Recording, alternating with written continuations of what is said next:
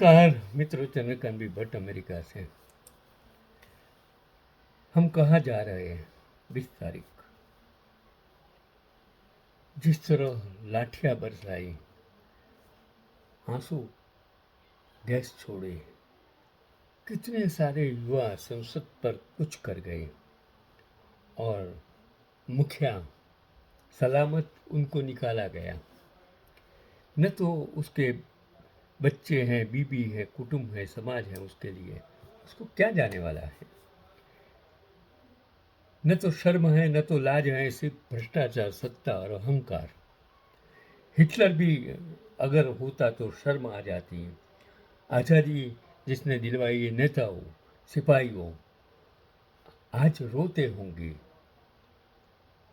राजस्थान के जोधपुर जिले के खेड़ी चारणान गांव में जन्मे सिपाही कालूराम जाखड़ 28 अप्रैल 1994 को भारतीय सेना की जाट रेजिमेंट में भर्ती हुए। युवा धन की मैं बात करता हूँ, जिसने देश की आज़ादी के पहले और आज़ादी के बाद भी जो लोग अपनी जान गंवा देते हैं देश को बचाने के लिए।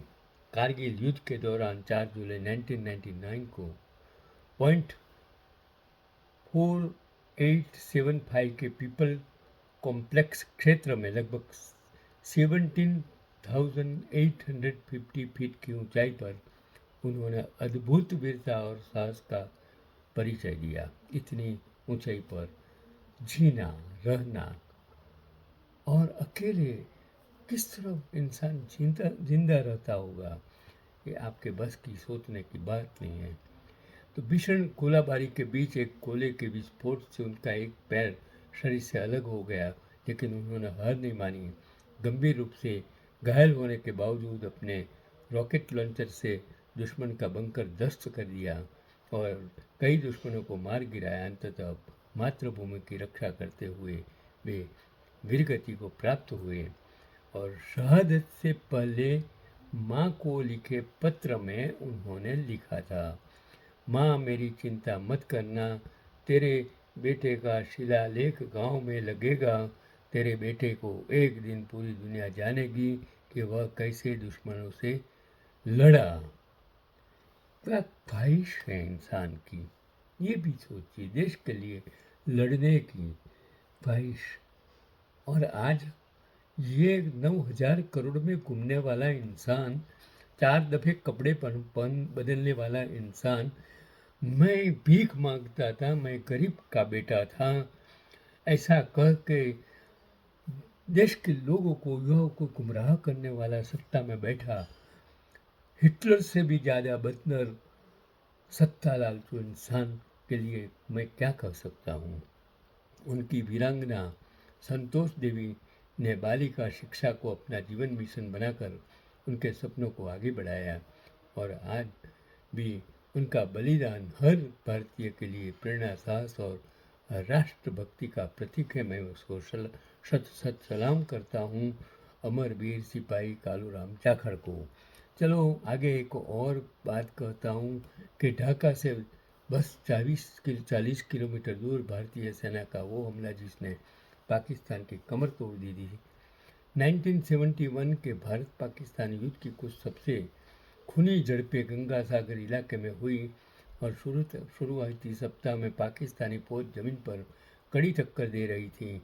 हालात चुनौतीपूर्ण थे, लेकिन तभी फील्ड मार्शल सैम मानेकशॉ ने युद्ध का पासा पलटने के लिए नया फ्रंट खोल लिया और 9 दिसंबर 1971 को त्रिपुरा में खड़ी 61 माउंटेन ब्रिगेड और फ्रंट लाइन पर मौजूद कुमाऊं रेजिमेंट को हमला करने का आदेश दिया गया और भारतीय सेना ने इतनी तेजी से बढ़त बनाई कि महज 72 घंटों में 65 किलोमीटर इलाका दुश्मन से छीन लिया। इस क्षेत्र में कई अहम पाक अधिकृत शहर भी शामिल थे और भारतीय हमले की गति से पाकिस्तान की टुकड़ियाँ बुरी तरह हिल गई और पाकिस्तानी सेना के लेफ्टिनेंट कर्नल नईम शेख ने केवल 24 घंटे के भीतर 1500 जवानों के साथ आत्मसमर्पण कर दिया। यह उनके लिए करारा झटका था और इससे पाकिस्तान के मनोबल को तोड़ दिया। इस बीच ब्रिगेडियर कैलाश प्रसाद पांडे, जिन्हें फौज में टॉम पांडे कहा जाता था, अपनी टुकड़ी के साथ ढाका से मात्र 40 किलोमीटर दूर पहुंच गया। उनकी टुकड़ी में मुश्किल से 2000 से भी कम सैनिक थे, जिनमें से कई घायल और थके हुए थे, लेकिन उनके हमले की रफ्तार ने दुश्मन को यह यकीन दिला दिया कि यह कोई विशाल सेना है। यही डर सबसे बड़ा हथियार साबित हुआ और ढाका मोर्चे पर मौजूद पाकिस्तान के 117 इन्फेंट्री ब्रिगेड के ब्रिगेडियर शेख मंसूर हुसैन आतिफ ने 5000 से अधिक सैनिकों के साथ ब्रिगेडियर पांडे के सामने हथियार डाल दिए और इसके बाद पाकिस्तान की हिम्मत पूरी तरह टूट गई और केवल 2 दिन बाद ही जनरल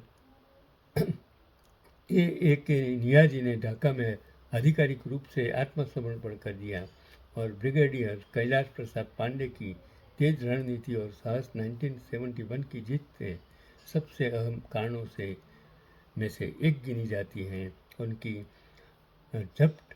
झपट और इससे फैले हुए भय ने पाकिस्तान को घुटनों पर ला दिया।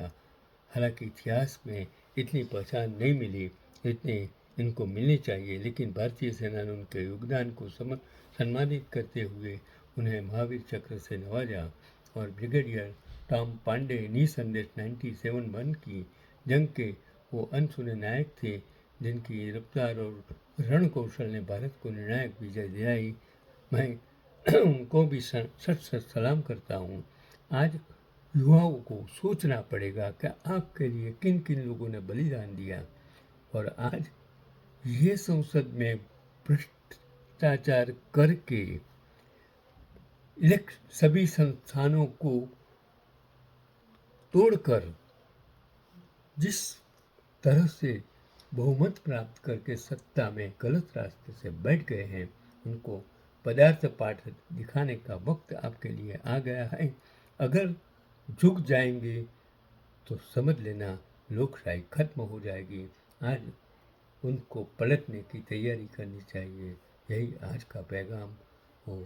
जो सत्ता में बैठकर आज दो उपवासी आंदोलनों करने वाले युवाओं पर लाठीचार्ज करते हैं, उनको पाठ सिखाना आपका काम है, मेरा काम नहीं है। जय हिंद।